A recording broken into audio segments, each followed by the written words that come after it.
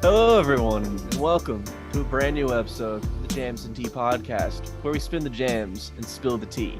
And this week, we're coming at you with two new reviews for two artists. We're going to be talking about, of course, podcast mainstay band, one of our favorites, the Mountain Goats' new album, Bleed Out, as well as Panic at the Disco. the Brandon Urie man. And also this week on the channel, got some great content for all of you.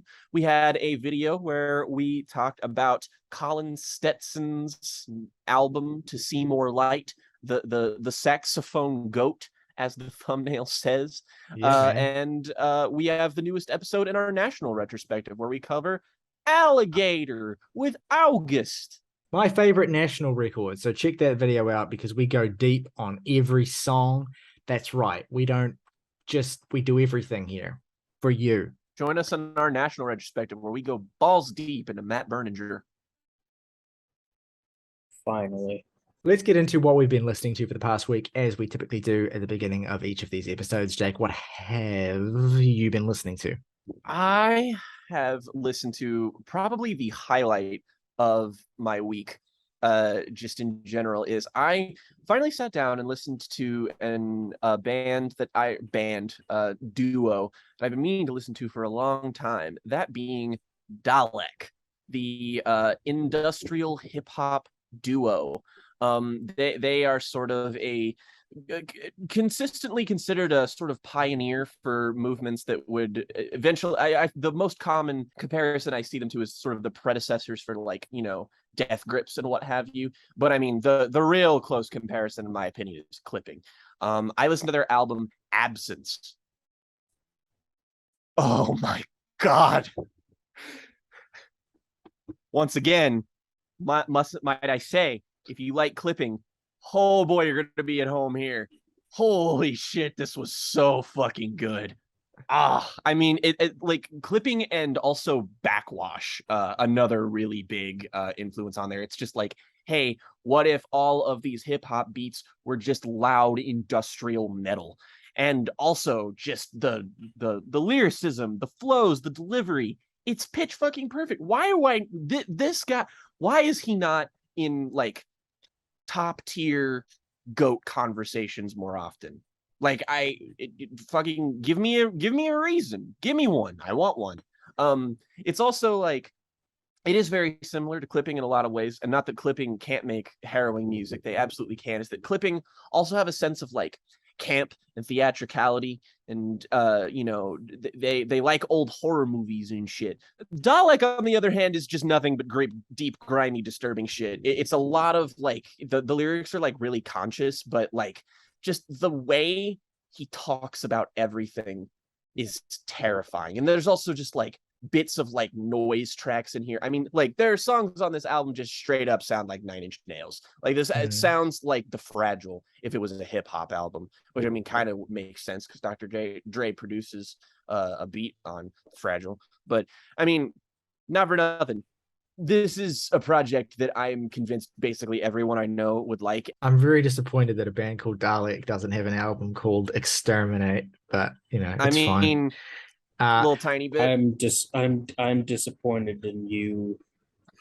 One thing I'll recommend to you, Jake, that I think you'll quite like is, I haven't heard this in full, but I have heard a couple of songs from it.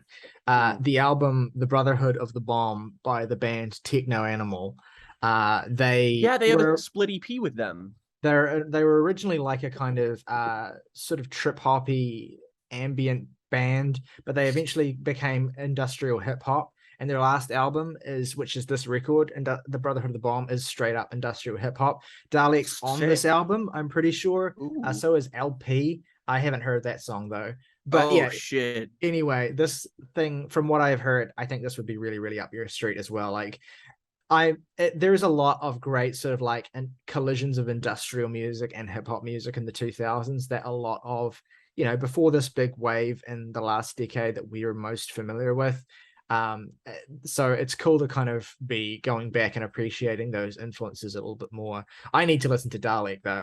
I'm woefully underheard on their stuff, so that's my goal as well for the next week or so. I can't recommend it enough. It's easily one. It's probably, yeah, I think it might be my favorite hip hop album I've listened to this year. Full stop. Wow. God, it's Jeez. just, and it's just like an album that wastes none of its time. There's not a miss on there. It just spends the entire runtime inundating you with this sludgy, heavy shit and great bars. It's just a great no frills project, but also it just has a lot of the aesthetic charms of things that I really like. Again, clipping fans, you will be so at home here. It's not even funny. Yeah, that was absolutely terrific. I'm trying to sort of go through a lot of bands' back catalogs that like I love or even consider favorites, and just sort of crossing off odds and ends so I can say that I've completed certain discographies. And one I went back to is that I had a bit of a blind spot with Bright Eyes. I listened to their album Digital Ash in a Digital Urn, and I didn't really pay that much attention to it just because it's one of the on the lower end of the acclaimed Bright Eyes releases. And I should have not done that because people's reactions to Bright Eyes albums are very stupid, and they often criminally underrate their best albums, like Casadega. And this is also one of them that they criminally underrate. Digital Ash and a Digital Urn is an essential, phenomenal album. I kind of get the divisiveness on one level, in that this is obviously a very much like it is a very rough, abrasive digital album. It has a lot of electronic production that is not in other Bright Eyes albums, and it is not elegant. It's not very like it's not an easy listen instrumentally speaking. That said, it totally complements everything here. I love the rough, abrasive quality that a lot of these tracks bring to the table. It adds something to Connor's delivery that isn't anywhere else in this discography. It really is sort of a singular work. And it's also just like a deeply, deeply troubled record. It's one of, actually, I would say, Bright Eyes' darkest albums thematically, but it also comes to a great sort of full circle moment at the end where it's just like, the closer on here is just phenomenal shit. I really, really loved this, and I'm continually surprised that the reaction to so many Bright Eyes albums that aren't sort of the canonized ones are just like, oh, ho hum. It's just like, I don't know this. Nah, you're just wrong. Sorry. I think a lot of the reason why it gets overlooked is that it was released on the same day as I'm Wide Awake Next Morning, which is a much more kind of like, immediate singer-songwriter, banger after banger type album. But Digital Ash has so many great songs on it. Like, Zach and I are planning on recording our Bright Eyes video soon and shortly. And so that will be something we talk about in great depth. Love that album. Definitely glad to see more people flying the flag for it. The ex-member of our podcast, Saoirse, who departed last year, the last episode we had with her, she had a record club, which was on one of her favorite albums of all time, which is Neutral Milk Hotels in the Airplane Over the Sea. And naturally, because I couldn't attend that week because it was my mom's birthday, I was like, I just kind of forewent listening to that. I listened to like a little bit of it, but once I was just like, yeah, I don't think I'm going to be able to make this week, guys. I just didn't finish it because I don't know. I had a night job. I was working full time. Shit sucks, man.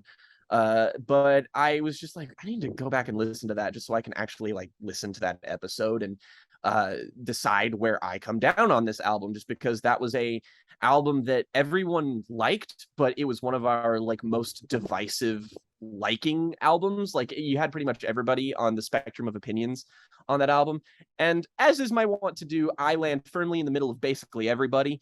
But I really enjoyed the fuck out of this, honestly. Not quite the top tier canon reverence for it that a lot of people have, that I admit does certainly prevent some like people, I think, from engaging with it.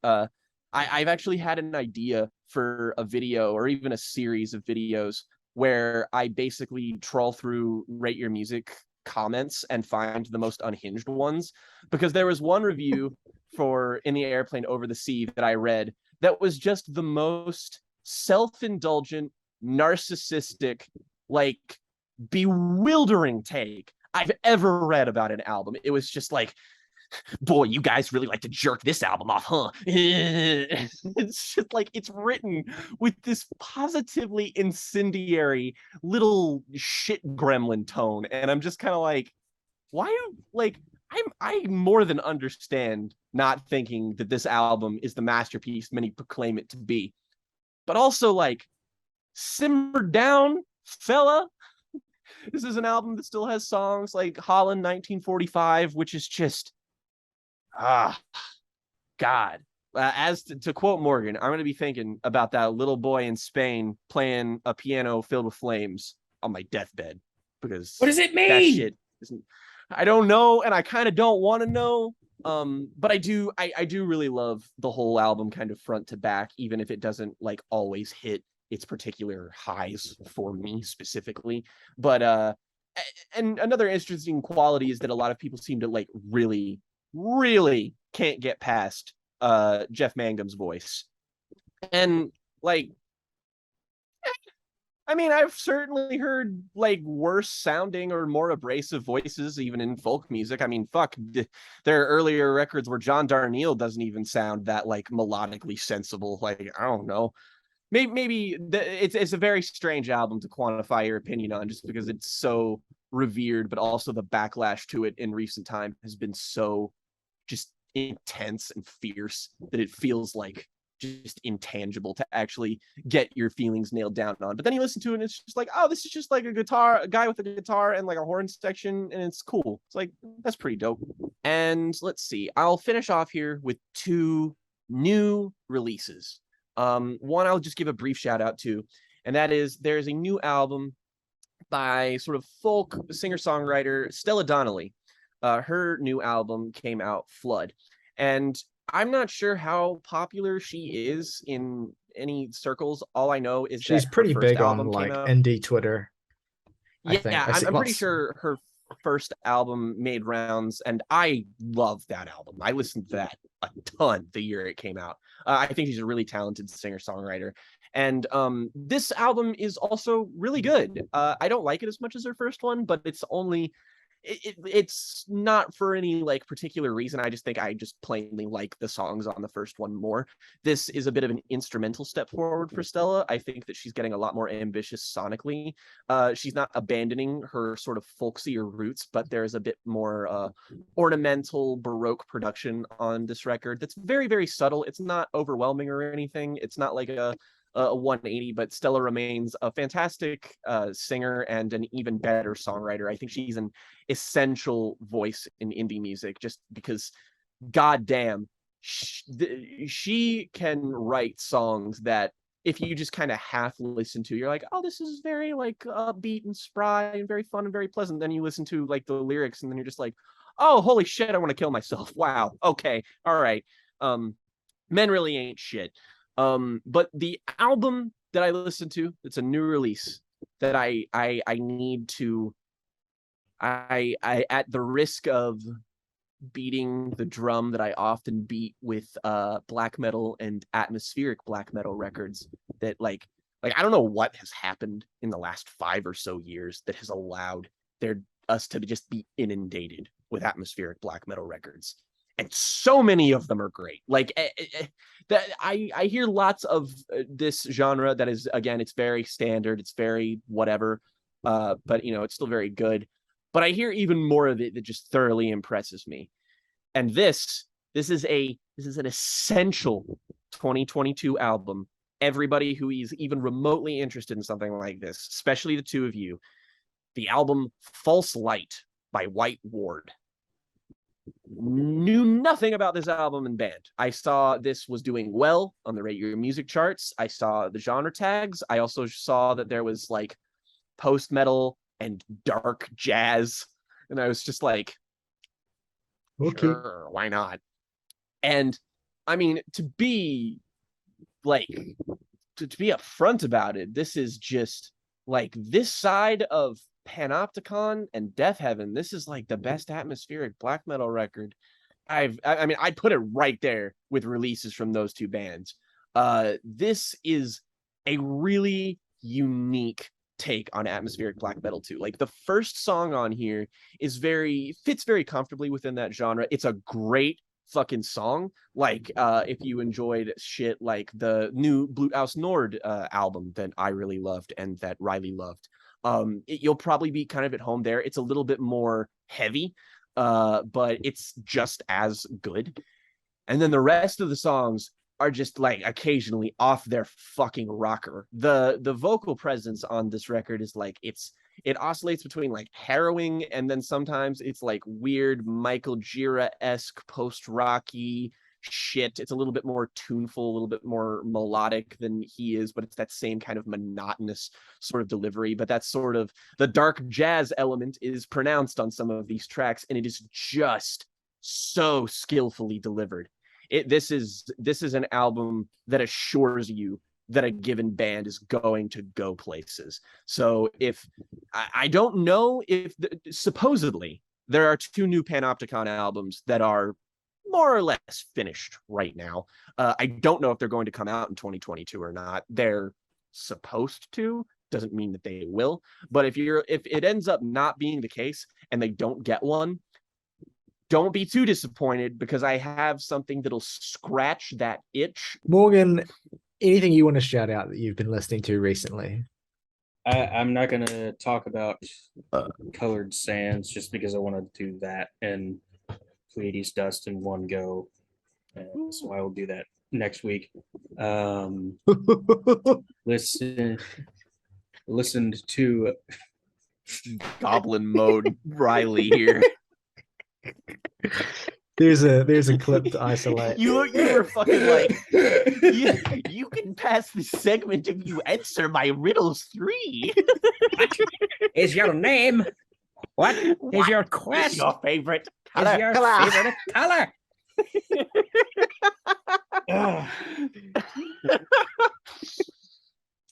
I listened to Botch's We Are the Romans like 3 hours before that new song dropped out of nowhere. Oh shit. So 10.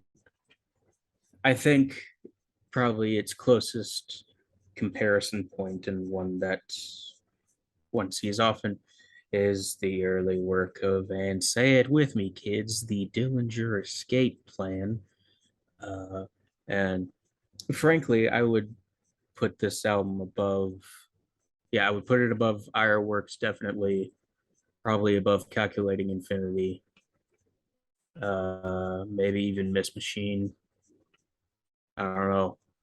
That's difficult. But like, Jesus. Okay, so what I've been listening to. Well, I'm going to start off by concluding an ongoing series that I have been doing in this segment for several weeks off and on. That, of course, being the Muse discography. I was assigned by Jake for losing the quiz, and I finally reached the end. As we record this, it is basically, for me, it's the day after the new albums come out. I haven't heard it yet. We will be reviewing it next week. I'm going to listen to it very shortly. I'm very excited. But in order to make myself ready for that, I finally managed to revisit all of their other albums. And today I'm going to be talking about Drones and Simulation Theory. Terrible, terrible albums. They're bad. They have nothing. Just complete wastelands of creativity. I mean, for God's, I don't know how to be original about this because they're albums that are so clowned on, particularly Drones, right? Which is like, it's such a boring thing to say that Drones is the worst album they've made. But like, when you're listening to it, it is okay. So it has a couple of good moments. Reapers, by far the best song on that record. The one that has the most actual musical grit to it and the least unbearably cloying, repetitive sloganeering. That song's all right. The Handler is not bad either. That's okay. Dead Inside, that single, is not very good, but it's bearable. I find Dead Inside kind of entertaining in a this is so stupid. Yeah, absolutely. Type A lot way. a lot of Muse songs have that stupidity appeal, and I would say Dead Inside is one of them. Like, I don't hate that song. I think it's very mediocre, but it has some elements about it that I enjoy in a very campy, silly way. That reminds me of some of the Muse songs I've talked about in previous segments that I really enjoy. But I mean, the second that finishes and you go into that fucking drill sergeant interlude that leads into Psycho. Are you a human drone? Are you a killing machine? Aye, sir. Like, literally, I'm checked out. We're gone. And then Psycho is the worst Muse single ever. Not the worst Muse song ever, but the worst Muse single ever.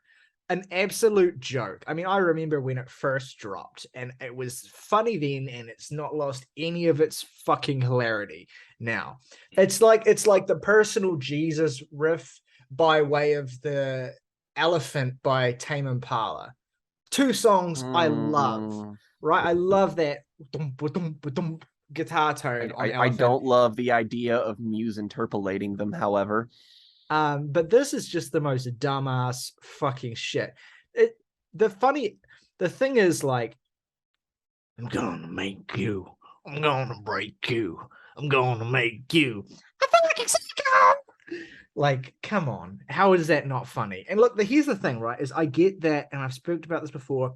I get that Muse are self-aware. I get that they know how ridiculous they're being. Not an excuse. Exactly, especially when the songs here are as humorless as these ones are. You can be self-aware all you want, but you've got to have a sense of fucking humor about it. And that is the thing that distinguishes when Muse do this garish shit in a way that I find entertaining, and when it makes me want to claw my own eyeballs out of my skull and eat them. And Drones is that record. Psycho, Mercy, Defector, Revolt, all 1 out of fucking 10 songs. Aftermath, a 0 out of 10. A Muse song song. called Revolt is like a Pink Floyd song called Society. Like, get over yourself. Well, the thing about fucking Pink Floyd, it's funny you fucking bring them up, because this is a stupid cock rock record for the first half of it, until it suddenly decides it wants to be fucking Wish You Were Here for the last 20-25 minutes. It tries to do this fucking pathetic David Gilmour pastiche bullshit. Suddenly decides to... Aftermath actually would fit right in on the final cut. And to be honest, it's got that fucking type of self-satisfied, smug, my life is the most tragic fucking shit in the world. Complete non-fucking entity lyrics that don't mean anything. And then The Globalist happens, which is this 10-minute fucking epic where they're trying to do a fucking Shine On, You fucking crazy fucking diamond fucking bullshit song. Fucking 5 minutes of build-up, fucking stupid-ass riffs that are no fucking different to the other fucking riffs I've already been fucking hearing on this fucking album. And it just goes on and on and on. And it's like the fucking 4th best song on the album. Shut the fuck up.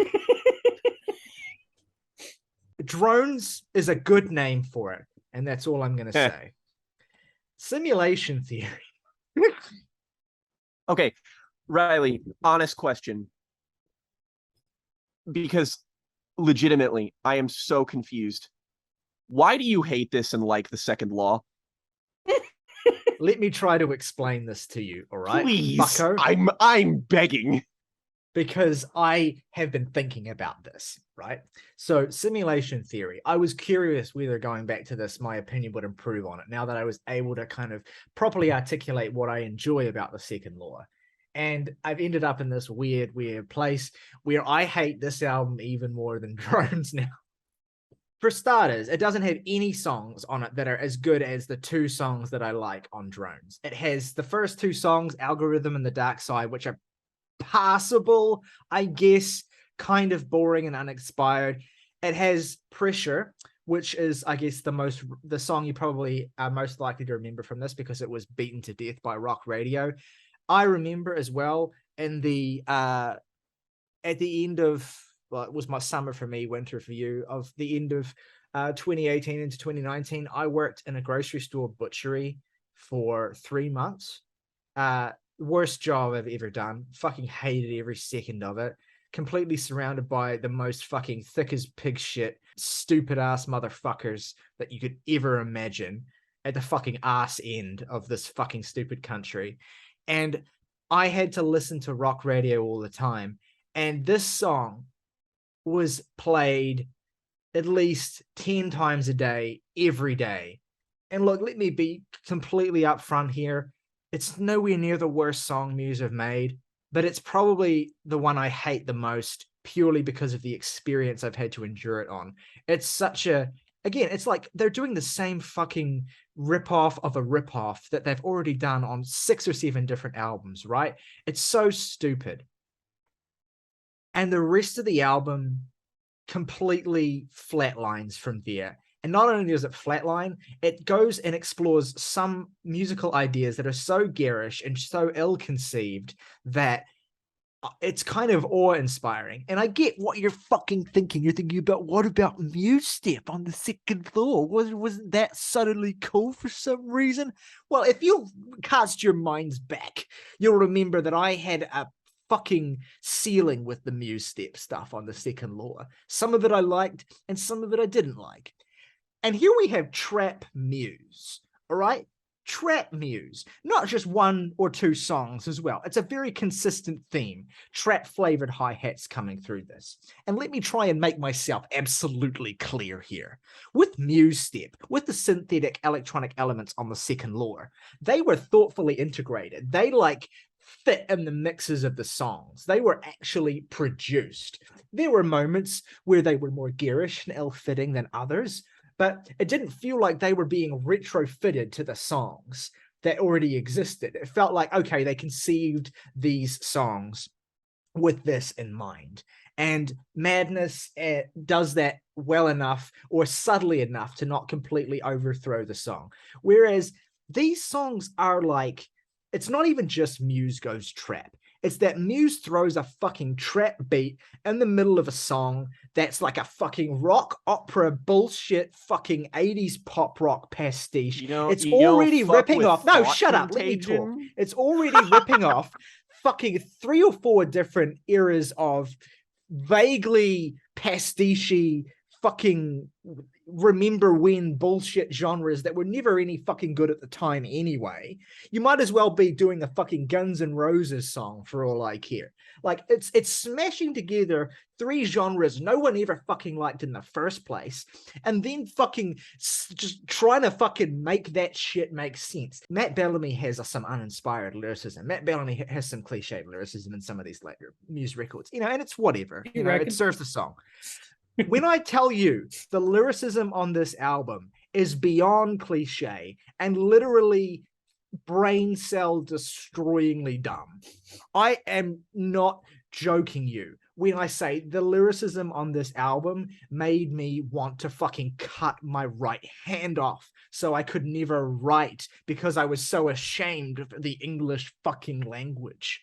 This album is mind-numbingly stupid in ways that are so unrewarding for your commitment to it. Thought Contagion and Get Up and Fight, Something Human, Blockades, Dig Down, the fucking lead single that I fucking unfortunately remember when it first fucking came out. Propaganda is... How is Propaganda not the worst song on this album? If you don't remember it, go and fucking listen to it after this. And fucking... I'm good. Try and get your head around the fact that this is not even the first or second worst song on this album.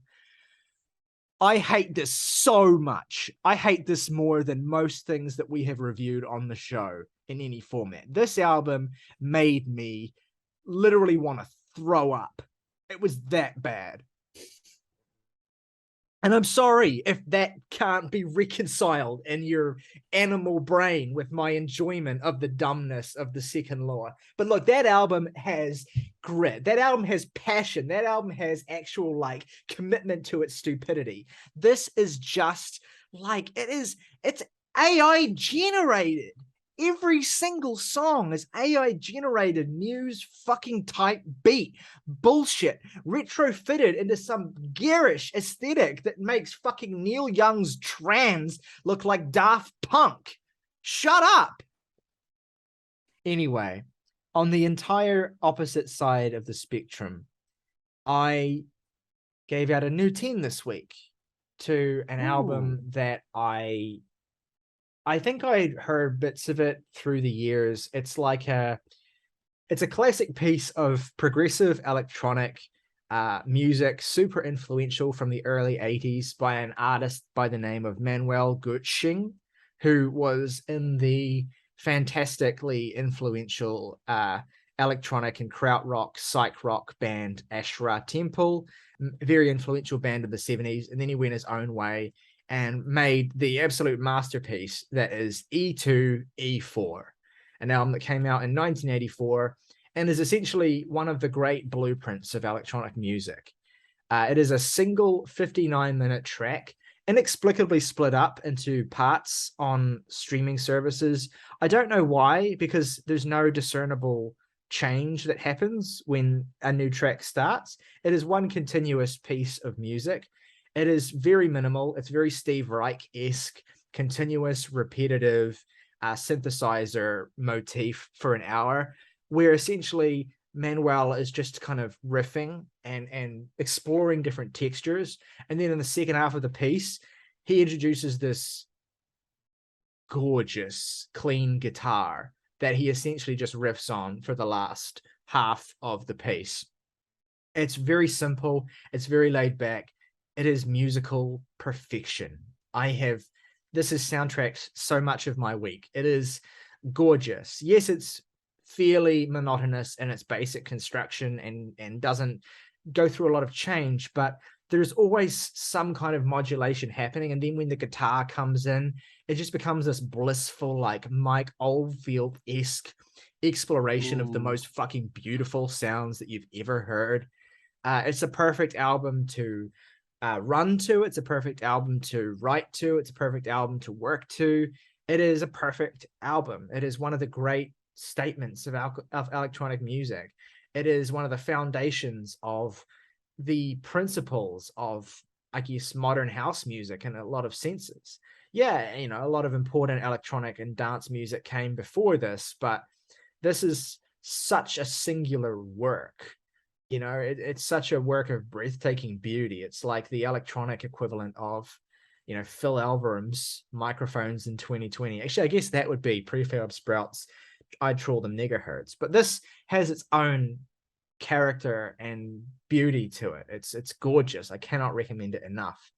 I downloaded the FLAC of the album and I mixed it so that it was just one continuous thing, and I just have been listening to it over and over this week. It is a classic, one of the greatest albums I've ever heard.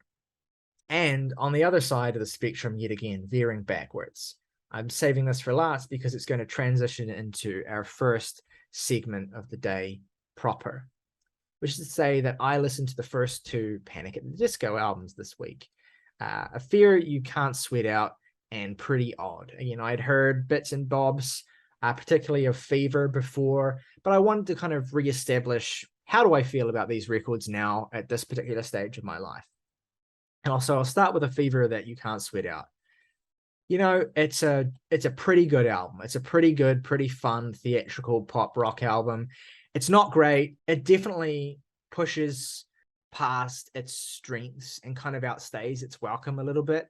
But I think I probably like this album a little bit more than, say, the average person. I do think that songs like I Write Sins Not Tragedies, Build God, Then We'll Talk, The Only Difference Between Martyrdom and Suicide is Press Coverage, Lying Is the Most Fun a Girl Can Have, those long-ass weirdo fucking titles, I think they are, for the most part, pretty good, pretty strong, pretty solid songs. I think the album is enjoyable enough. I particularly think that, the creative stuff that Brendan and Ryan Ross are doing instrumentally on this record really adds a lot of flavor and character.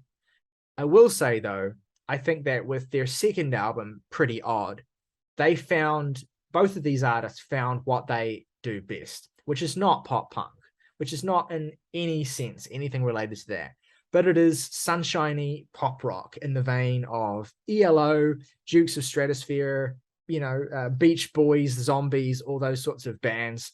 That's essentially what they do with Pretty Odd. They make a complete pivot away from pop punk into this Elton John-esque, very Baroque pop rock inflected thing that they wear pretty well, I think. Again, it's a record that's a little bit too long for its own good, but it doesn't have the low points that Fever has, and it more crucially has genuinely great high points that are so much better than anything this band had done up to this point or would go on to do. Songs like 9 in the Afternoon, songs like Things Have Changed, particularly the 1-2 punch of Northern Downpour and When the Day Met the Night. I mean, 5 minutes of stellar music. And the whole first half of this is more or less fantastic, I think. It is in the second half that it starts to drag its feet a little bit. Again, nothing bad, but just it loses a little bit of the steam that it has in that first half. But yeah, I was really surprised by how much I enjoyed Pretty Odd. I thought this was a really, really strong record that felt like it realized the best version of the kind of musical theater extraness that this band are kind of associated themselves with. And, you know, after that, Ryan Ross left the band and it all turned to shit. And very slowly, other members of the band began to bleed away. John Walker, the bassist, left. Spencer Smith, the founding member and drummer, eventually left as well.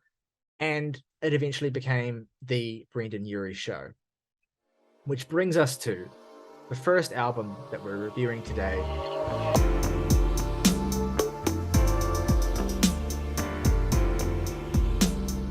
Panic at the Disco, Viva Las Vengeance. So yeah, as I just said in our last segment, this is the latest in a long line of essentially Brendan Urie solo records under the name of Panic at the Disco. This follows 2018's Pray for the Wicked, which was commercially a huge record, massive, garish, electro dance pop songs, High Hopes, Hey Look Ma, I Made It, like songs that undeniably killed as many brain cells as heard them. A terrible album, no question about it. Just the fucking worst. Just dreadful. It was like, you know, the conclusion of this downward spiraling arc that Brendan Urie was kind of trending on. And that was bottom. Essentially, that was rock bottom, was Pray for the Wicked. And so here we are 4 years later with Viva Las Vengeance, which sees that garish radio-esque electro synth stuff completely stripped away, and Brendan recording as well to tape, it should be said as well. This album, and again, I'm not trying to have a controversial take here, but I do think this album sounds markedly better, at least in terms of production and approach, than anything Panic have put out in years. And part of that is because it is recorded to tape. It is recorded on analog. It has a real sound to it that fits the aesthetic. You know, it's not like, okay, we're returning to our pop rock sounds, but we're going to fucking, you know, Pro Tools the shit out of it, and it's all going to be synthesized pop rock. It's actually tangibly earthy in its sound. You can feel it for the most part. It's a smart decision to do that. And it's also a smart decision to ditch those garish, ugly sounds that defined Pray for the Wicked. And I do think that for the first 3 songs on this record, I mean, I wish you guys could have seen me when I was listening to this. Because of the first 3 songs for this record, I was like, fuck me. Am I going to like this album? I had a terrifying moment there. Because I do still think that the first 3 songs are pretty good, especially the opening track, Viva Las Vengeance, which I would go as far as to say is a pretty great song. It has a pretty great sound. Now, let me get something absolutely clear. Everything on this record is derivative as shit. Like, there's no original ideas on this album. It's very pastiche-y. It's very much leaning into the tried and true cliches of the pop rock that it's, you know, making its name on. And, you know, when there's enough, when the hooks are all right, when it doesn't sound too garish, when there's enough sense of fun and understanding of the musical ideas that make that classic pop rock what it is, it's passable. It's passable. I do think that Viva Las Vengeance is a great song. I think that Middle of a Breakup, you know, there's a few lines here and there that are a bit very Brendan. But for the most part, it has a pretty strong hook, a pretty solid makeup in terms of what it is as a song.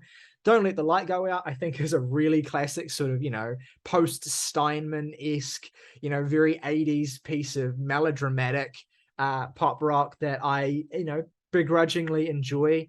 I think that Brendan Urie's voice is always going to be the biggest sticking point, I think, with whatever album you're listening to. Certainly it's something you have to confront here, that I have to confront here.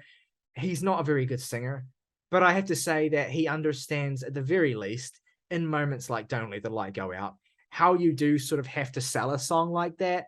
It's just a shame that he doesn't have the range to sell it with that level of gusto, with a tone that's less nasal than what he has. Local God is perfectly mediocre. And then basically from Star Spangled Banner out onwards, the record completely derails. It loses the charm that it started off with, and it basically just starts spinning its wheels. And this is where you get into the certain points of the record where, the charms of the conventions that Brendan clearly knows so well that he executes on those first few songs kind of just get so diluted and so lost in just the sheer miasma of nasality and just silliness that it never really recovers, unfortunately, and it kind of is just terrible for the rest of it. There are moments I don't hate. I don't mind Sad Clown, although again, that is a moment where the nasality can be a really wearying thing. Do It to Death, the last song, I think it's not very good, but it's as good a closer as I could have hoped for. Sugar Soaker has a fun sort of beat. God Killed Rock and Roll has a bit of a fun bit of swagger to parts of it as well. But the well dries up pretty quickly in terms of positive things I have to say about it from this point onwards.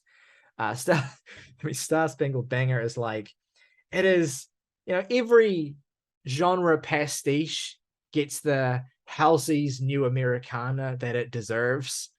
And this is essentially what this song is. Halsey's The New Americana is probably like one of the most annoying songs of the last 15 years. And this is just that song. It's so easy to make fun of, but then again, it just does so many obviously bad things and so joylessly as well. Anyway, I wasn't trying to come at this with a hot take approach. I know you both hate this album. I hate the vast majority of this album too. And I kind of hate it more for the fact that I can sort of see how it could have been a really good reclamation of the best tendencies of Urie as a musician. Certainly not as a singer, but as a musician at the very least. I see how it could have been that. And it's like he just can't commit, or he's only able to do it for so long before completely capitulating. And it's an unfortunate place to be in. I don't think this is nearly one of the worst albums of the year, like certain friends of ours have said. And I'm not calling them out either. I'm just saying I contrast my opinion with that. But it is certainly another Panic at the Disco album that underwhelms when it doesn't outright disappoint. Let's go, Brendan. Oh, that's, yeah. truly, this is dark Brendan. Look, when we pick to review albums like this, I think that on some level, we know what we're in for, more or less, going into it. And, that's the thing is that I don't disagree with a lot of what Ryley says broadly about this.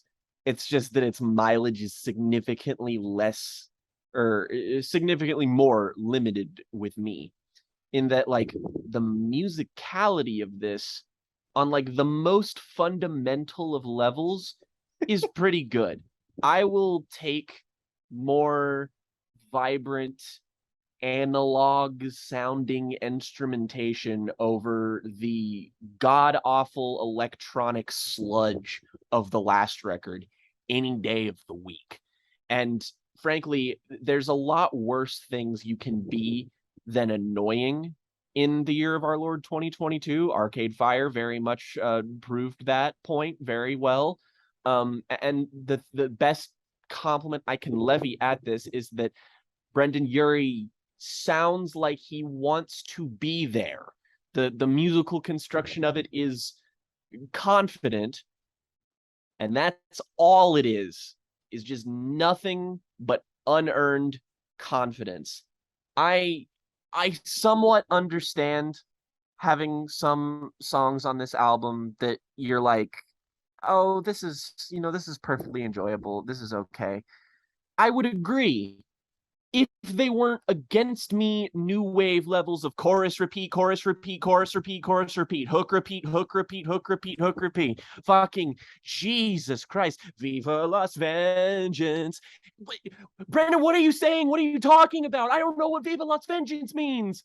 And fucking, you're gonna come along and be like, you don't have to have a hook mean anything in a song. It just has to sound good. Yeah, you're right. But also, none of these songs are fucking about anything. I'm so fucking tired of this shit, man. I'm tired of having to listen to people pass along these perfectly mediocre lyrics on these perfectly mediocre albums in the perfectly mediocre year of 2022. It's so, like, there are not, like, again, it's Elton John inspired, it's Queen inspired, all of these things that's inspired, and I don't have any room in my life for this shit. Nobody has any room for their, like, fucking, you could come out of this and say it's a 6 out of 10 album and it's a 1 out of 10 album, whatever the fuck. You're never going to listen to it again. That's the fact of the matter. You're going to hear this, you're going to ingest it once, you're going to get your thoughts out, and then it's going to be over and done with. And this method of consuming, like the ubiquitousness of streaming has made it so that albums like this infuriate the fuck out of me. They are hell-bent on giving you enough of a first impression to be like, oh, this is something, and then they evaporate immediately after they're gone. And I'm tired, and I'm especially tired when Brendan Urie's extraness is just this whole album. Like, that's the thing with early Panic albums, is that they very much, by the way, I don't dislike them. I like early Panic at the Disco. I even will go to bat for some later era Panic at the Disco, frankly. Thing is that the shtick is old. Like, you're like, he writes every song structurally and lyrically like he's writing I Write Sins Not Tragedies. Like, every single thing is just like, what if the pop star was what if he was actually rather devilish? What if he was a bit of a rapscallion? And it's like, this was old when you started, my guy. Like, sure, fine, whatever. You stood out from the pack of when you started this originally. It's like easy to see why you were popular when your rivalry was Fall Out Boy, and you brought a lot more verve to the table than they ever did. And I get that. But then you have a fucking song like Local God, which is like, I hate the writing on this album, not because it's just derivative or fluffy, but it's because it's infused with a kind of unearned pomp that I just can't fucking stand. Like, you make this song called Local God that's about like this person who doesn't sell out to the man and gets to keep their artistic inhibitions, and it's like, what are you saying? What is this supposed to be you? Because it's not. No way. I mean, like, clearly, it's like, oh, we signed a record deal at 17. It's like this storytelling song, and then just the fucking hook of "You'll be remembered for the thing you're not, local God. You'll live forever as a local God. You'll live forever as a local God, a local God." And that's the part of this album that succeeds the most. As Ryley mentioned, there is a pretty distinct fall off once we get to Star Spangled Banger, which you almost think, like, title like that, maybe this is going to be funny. And then at the very beginning, he says that we're the new Dead Kennedys. Eat my entire asshole, Brendan. Have you heard a Dead Kennedys song? Who is we? Fucking, it's just you. It's the Brendan Urie show. the new mainstream. That's the fucking funny thing too. It's just like, oh, we're the new Dead Kennedys. We're the new mainstream. The Dead Kennedys weren't mainstream. That's what made them the Dead Kennedys, you jackass. And it's just there's just this character that Brendan projects in his music in his more solo era of his career that is just like, you are someone I would hate to be in a room with. You just project, and you know what? He projects that same kind of character on his earlier albums. He does on albums like Pretty Odd and stuff, but he does it by being this mischievous little goblin man who's funny and writes better hooks.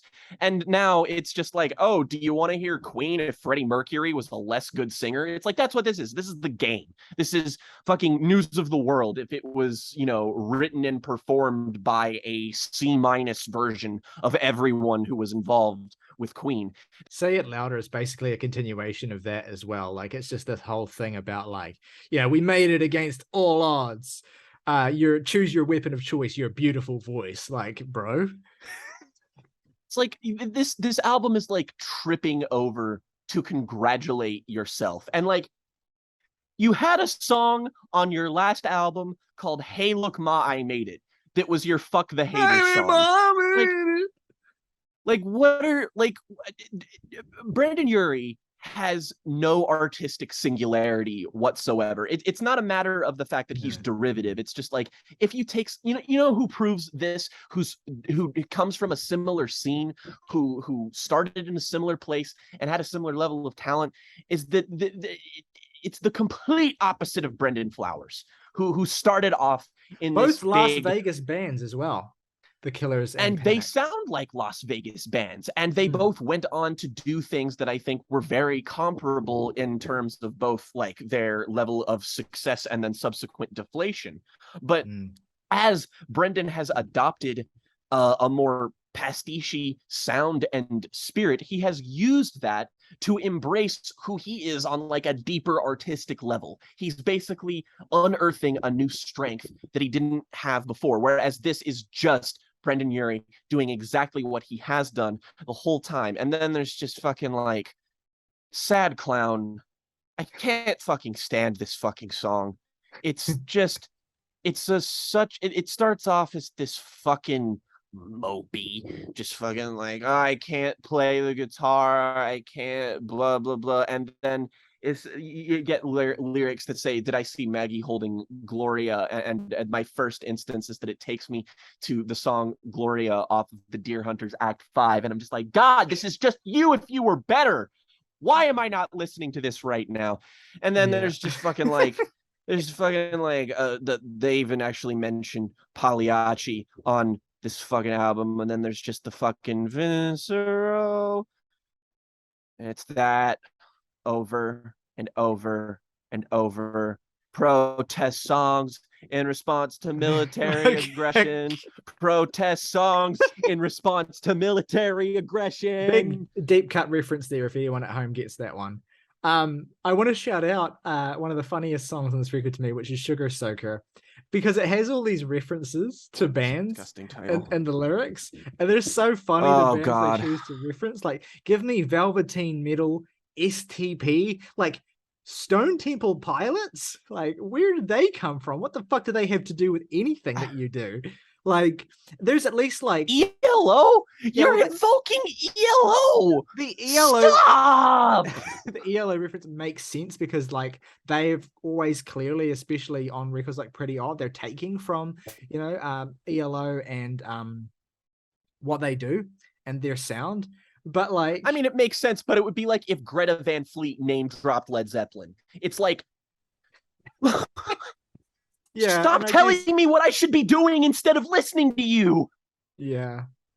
I think the ultimate sort of nadir of the record's second half, after discounting Banger, which is its own little fucking hellhole, is All By Yourself, which is legitimately one of the most annoying songs I've heard this year. Like, it's a song ostensibly about like, you know, it's just one for the fans. It's one for the day oneers. It's one for the people out there, the kids out there who are sticking with us, who listen to our records to survive. You know, and it's just like imagining some teenage kid who gets like their life reaffirmed by listening to Pray for the Wicked. It's just the funniest fucking thing that I've ever fucking had to imagine. And starts by calling us a sweet little kitten. Every time Brendan Urie does a thing where he calls someone something on this album, it makes me feel like I'm in the proximity of a registered sex offender. It's inappropriate. Stop. Like, you know your audience, dude. You shouldn't be calling them sweet little kittens. And I say, I'm not sweet like little kittens are either 32 or 15. I'm not trying to put it's words weird in his either mouth way. Like, this is a song about to the fans. You can tell that, and he's saying like, "You sweet little kitten." Like, come on. It's you always hated sports. You buzzed your hair short, dyed it pink to piss them off with a hand poke tattoo. Like, who? She wears short skirts. I wear t-shirts. She's cheer captain, and I'm on the bleachers. They made a monster out of you, but you're beautiful. You're tough. When the summer ends and school's back in, you feel trapped in the afterglow. 3 minutes, 30 seconds of a rock and roll record is all you need to know. There's nothing more cloying than bad MyChem worship, where it's just like, oh, you're such a renegade. You're a little monster person for listening to our music that's real, and the world calls you ugly, but we call you beautiful. Ugh!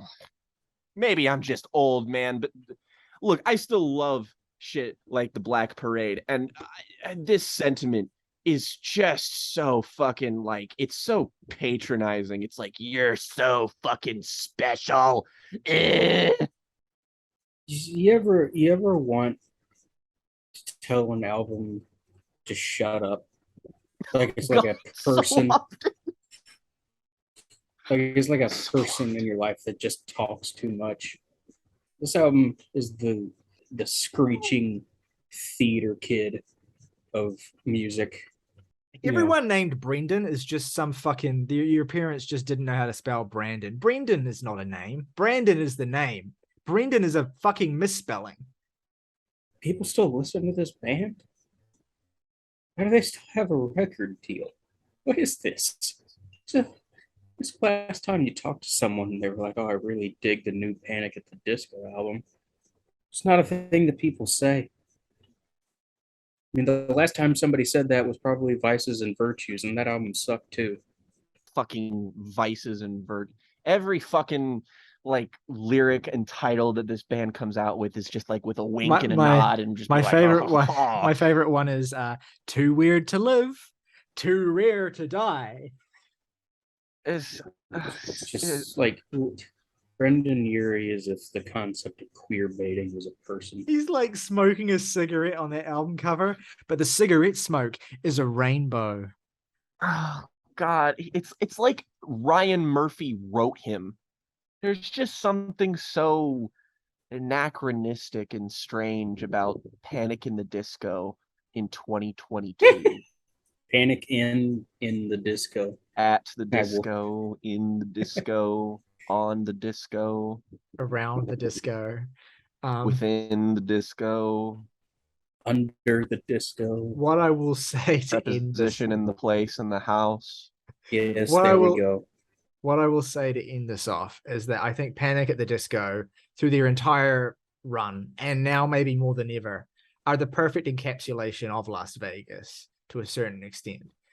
A place that was of the past, and looking back through rose-tinted glasses even 15 years ago, and now is as a symbol or as something with any kind of relevance dead in the water, like a ghost place. No, it has no glamour anymore that it might have had in the 80s or 90s or whatever. It is, I mean, Elvis this year, I think the movie kind of encapsulates this, how it's kind of just become a relic, a kind of a symbol of the emptiness of American indulgence in an era where no one has any fucking money and no one has any fucking time. But Panic at the Disco are most resonant living symbol of that, the best encapsulation of that. And, you know, I believe they will continue to be that, especially now that the Killers have gone and started to do heartland rock stuff and kind of veered away from, you know, where they began. So, yeah, you're right, Jake. Panic at the Disco are Las Vegas, for better or worse. And I think they always will be. Favorite tracks and ratings for the Panic at the Disco, Viva Las Vengeance. Jake. To paraphrase Matt Berninger, the disco will have to panic around me. 3! Morgan. 3. My 3 favorite tracks are the first 3 songs. My least favorite track is Star Spangled Banner, and I give it a 4, which means that overall we have an average of 3.3 for Panic at the Disco's Viva Las Vengeance. All right, on that note, let's move into our second and final review of the day, which is, of course,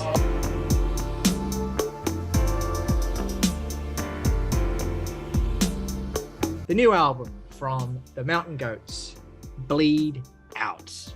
And we are, of course, as viewers of the video will note, that we are joined by a friend of the podcast, second time guest, I believe, Luke, who has come in to help us discuss the Mountain Goats, of course, a band that we've discussed many times before on the show, but particularly their new album, which has a cinematic theme. Luke, do you want to introduce the record and maybe talk a little bit about what the whole thing is about and what your overall feelings are? Bleed Out by the Mountain Goats, which stylization-wise kind of seems very reminiscent of like Italian giallo and just general crime films from like the 70s, which looks super pristine and nice, and I'm a big fan of that. And is interesting because like Mountain Goats have always had some semblance of like themes in terms of like some of their most recent albums. Like Beat the Champ has like very much like the professional wrestling theme kind of going on, and Durkin here kind of had sort of like an almost old Western theme, but this one is very much crime themed. And in general, I am a big fan, very, very big fan, not just in terms of outside aesthetic of it, but just the album itself. Yeah, so I mean, we are all to varying degrees fans of the Mountain Goats as well. We reviewed their last 2 albums, Dark and Here and Getting Into Knives, as they came out. We did a record club on Tallahassee, way back near where we began, and we have a record club on my favorite Mountain Goats record, The Life of the World to Come, scheduled for the next few months as well. So yeah, they're a band that we get a lot of mileage out of. They're very easy to talk about. John Donnelly is a very straightforwardly accessible songwriter who nonetheless packs his songs with a lot of beautiful sort of poetic detail and emotion and great sort of a sense of storytelling that he's really honed and refined over the years. And it is cool to see the Mountain Goats kind of embrace concepts or like overarching themes or ideas or even just aesthetics for their albums, like they have been doing fairly consistently in the last 10 years or so. Beat the Champ, as you mentioned, the sort of pro wrestling, ode to pro wrestling, and essentially how influential that was on John growing up. Goths as well, this sort of like very unconventional tribute to goth history and music, even in League with Dragons, which was a bit looser and less constricted by its overarching theme, which was Dungeons and Dragons of all things. So yeah, it's something that has been a fixture of the way that John has approached songwriting and album construction. And so here we have Bleed Out, which also immediately, it's worth noting as well, one of the punchiest, loudest, most in-your-face Mountain Goats records in some time. I mean, I would say, God, I mean, I don't even know if they've ever made a record that is as kind of just ballistically fast-paced as this one, certainly not in recent memory anyway. It's a record that feels like it hews more to the template of indie rock than the Mountain Goats maybe ever have, because they're typically more working along that sort of folk chamber, sort of like, heavily acoustic and more sort of soft focused musical aesthetic that really just sets the stage for John's lyricism. Whereas here, each member of the band is really kind of kicking up a storm, and they're all sort of barrel rolling forward with this great sense of momentum the whole way through. And it I mean, you get a number of what I would say feel like instant classic indie rock songs on this record. I mean, the record starts off amazingly with Training Montage, which is just one of the, instantly one of the greatest Mountain Goats album openers ever. Just an absolutely perfect indie rock song that feels like it realizes and perfects the form of the indie rock song, essentially, as well as I'm doing introducing this you. for revenge. Yeah, I mean, iconic lyrics already that are going to be shouted at millions of Mountain Goats shows. It's just like, you couldn't ask for a better way to open the record. And it sets the stage so much for what the rest of the record is going to do so well.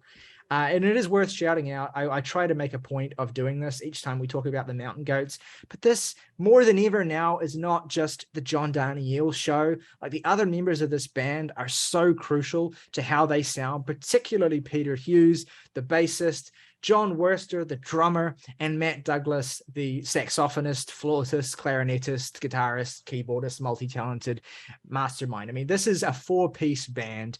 They do bring into the fold other musicians as well, but it's a 4-piece band. And they each have their own distinct identity within the band now too, and they bring their own flavor and creativity and verve to the table. And this is something that ever since that lineup was kind of perfected, and it wasn't really until 2015 when Matt Douglas joined that 4-piece kind of came to fruition with Beat the Champ, that you started getting, I think, a shift in what the Mountain Goats were, away from this folk project to more of this serious band of musicians. And that's kind of something that's been illustrated with the various Jordan Lake Sessions live albums that have been released in the last few years. There's more volumes on the way as well.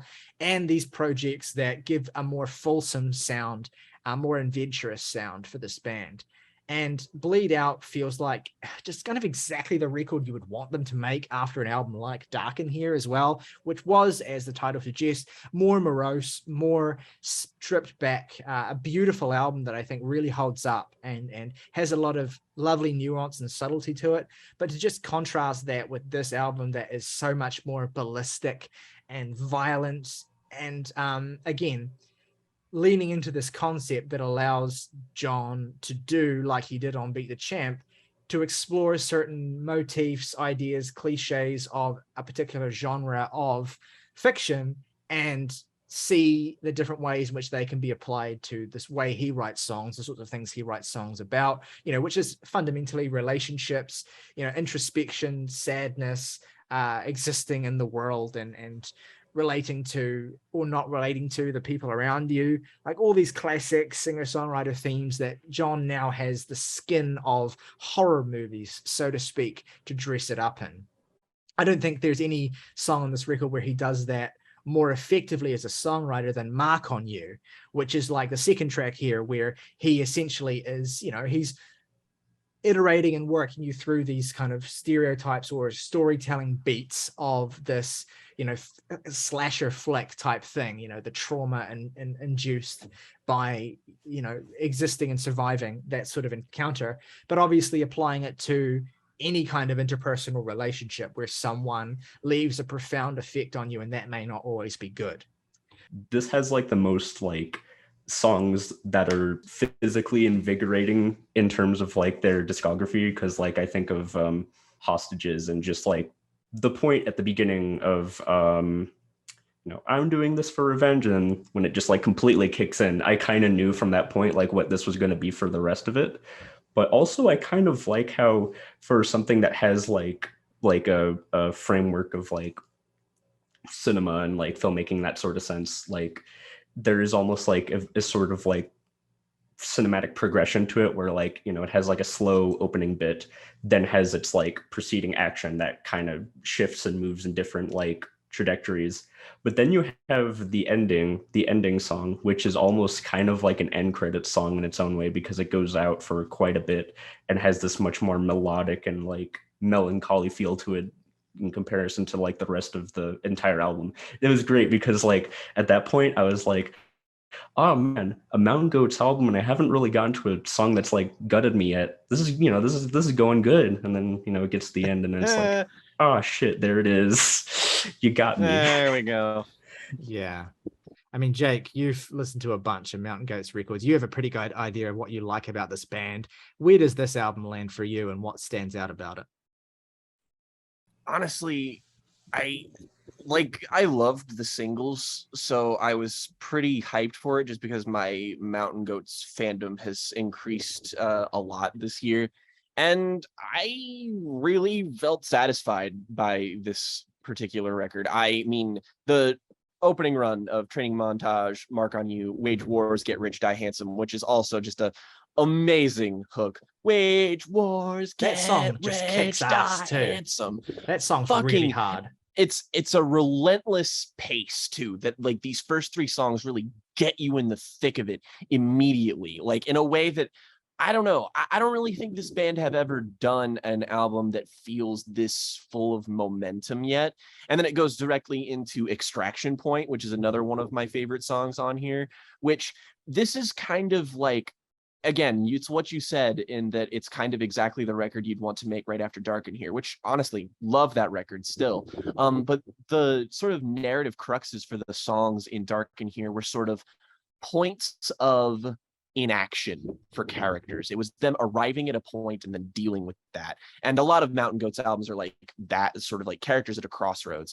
And this is sort of like you get the moment. There's like this is like the point in which each one of these songs happen feels like the main character of those songs. It's like right before the climax. It's like right before the big battle of the movie is going to go down on. And Extraction Point is one of the moments where it kind of pairs back and feels a little bit more like the sensibilities that you saw on Dark in Here. And it feels like the main character is just sort of like reckoning with the journey and also with the future in a way that I think plays to John's songwriting strengths like they always do. And there are also like, that's the first three songs are not the only bangers on here. I love the shorter tracks here, like Bones Don't Rust. Make You Suffer is also just a fantastic one. I really love the upbeat kind of jazziness of Guys on Every Corner. There's like John's delivery here is so much fun. I love the sort of like it's weirdly kind of cathartic and goofy at the same time. I mean, and also Luke spoke beautifully to Bleed Out, which is the 7-minute closer here, which is just, again, fantastic. It's sort of just an exploration of just being afraid of mortality, but then just arriving at the inevitable conclusion of death and just being like, well, I'm here. It's really inflected with a kind of black humor and also a kind of existential sort of terror. It's very Charlie Kaufman-y. And honestly, I think though one of the album highlights for me though is Hostages. That's a track that's just 7 minutes long, and it's this whole narrative where it's like you almost can't figure out the point of view from which this song is written, and that's kind of why it works so well, is that you just see this hostage situation essentially play out before your eyes in the song. And it's really heartfelt and kind of heartbreaking on all accounts. You just sort of get I mean, like you sort of get the feeling that like any side of this, whether it be the hostages or the hostage takers, like perhaps it could be for a righteous cause, but even then the sort of the repeated refrain of, you know, we're never going to run out of hostages is sort of inflected with a kind of brutality and sort of inflected evil. It sort of shows you how far these people have come and gone, and it's everything you would want out of a 7-minute long epic song that the Mountain Goats are writing about a hostage situation. Frankly, it's a Mountain Goats song that sounds like a war on drugs song. Like, yeah, how did this happen? Who allowed this? And please direct me to them so that I can blow them personally. I was gonna say, so that I can perform sexual favors for them so that they may do it again. And that's another really captivating thing about this album is the sound. There's the sort of, it kind of oscillates between the really blood pumping, forward moving classic rock sounding shit of Training Montage, which again, that's just probably one of my favorite Mountain Goats songs ever at this point, of which this album probably has a couple of. And there are also stuff like Extraction Point and Hostages, which, you know, they know how to rein it in a little bit more.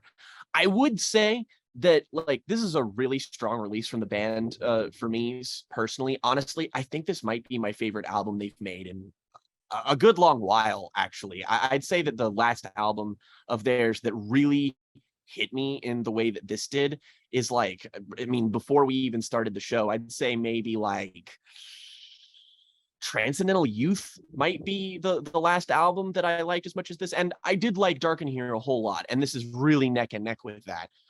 But this is just filled to the brim with an experience that I find a little bit more immediately captivating. And the only weak point on the record here for me is, and it's not even really a weak point because I still think it's a good song, but I just think the album would kind of be better without it, and that's Need More Bandages. I don't like the hook on this song. I don't know what it is about it, but something about the delivery of it is very like, it just doesn't sit with me. Whenever I hear him say, we're going to need more bandages, I'm just like, is that it? Is that it? Okay, cool. Like it's just a very, yeah, it's a very much a song that is in keeping with the rest of it. It's a, you know, the whole album is about like conflict and urban warfare and shit.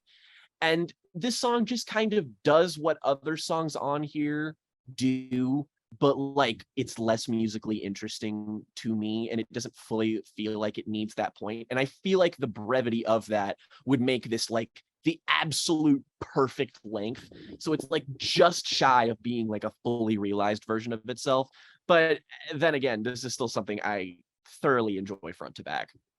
Yeah, I mean, it's got this kind of pulpy quality to it where it's like it almost Yeah. doesn't matter if it's a little bit baggy or whatever, because it's just kind of like, it's not really shooting for perfect, it's just shooting for entertaining, and it really nails the entertaining, I think, quite frequently. Very much like Jello and those crime movies. It's like that's what it's putting the spectacle first.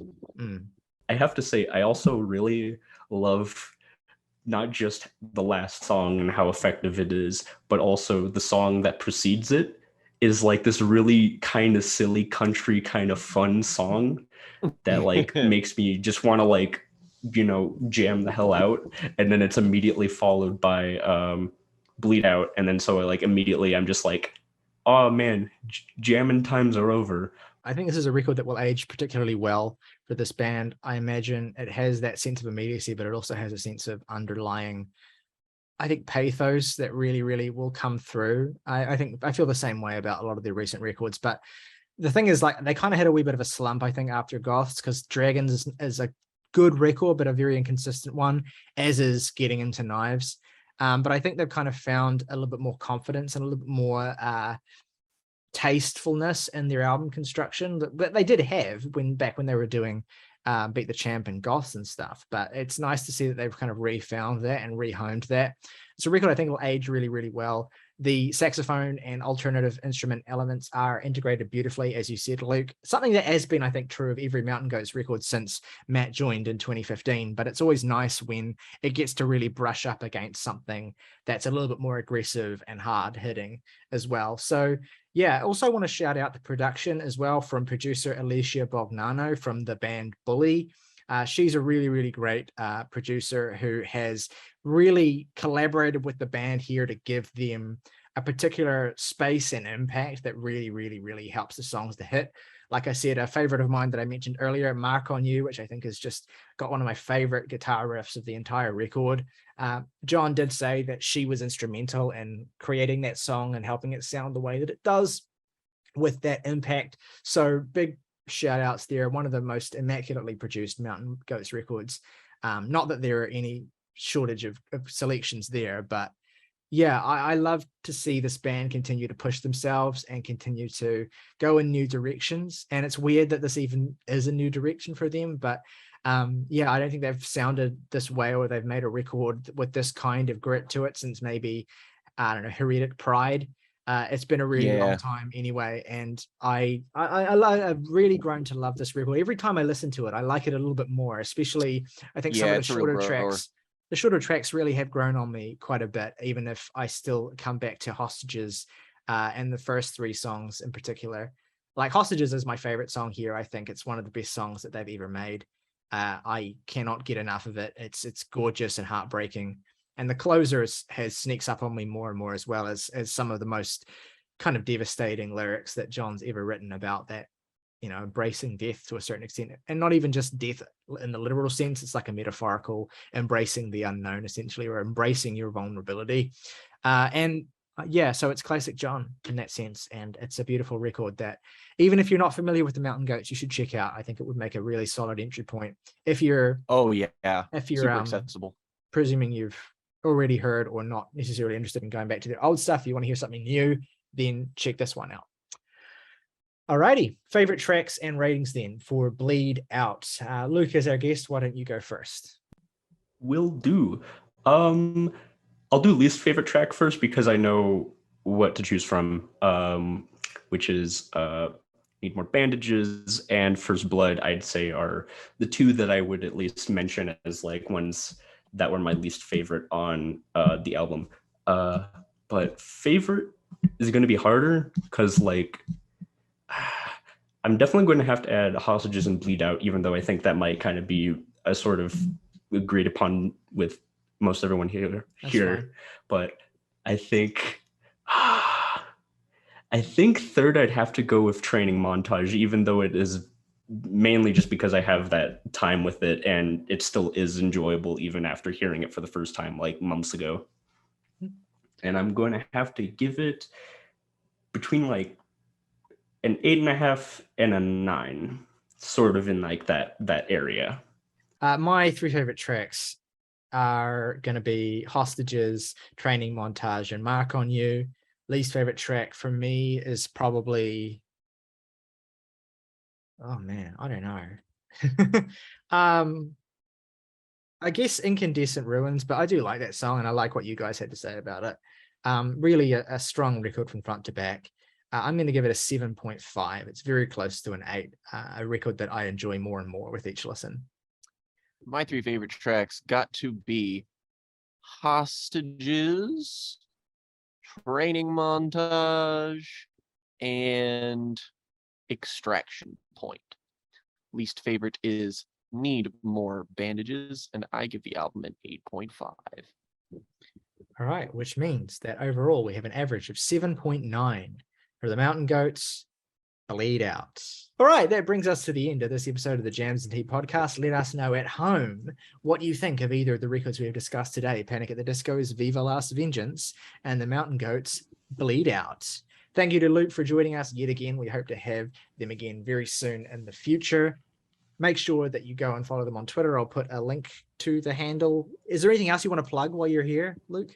There's something I would be able to plug if it wasn't for like non-disclosure agreement reasons, so probably not, which is cool, but it also sucks. Yeah. I hate it.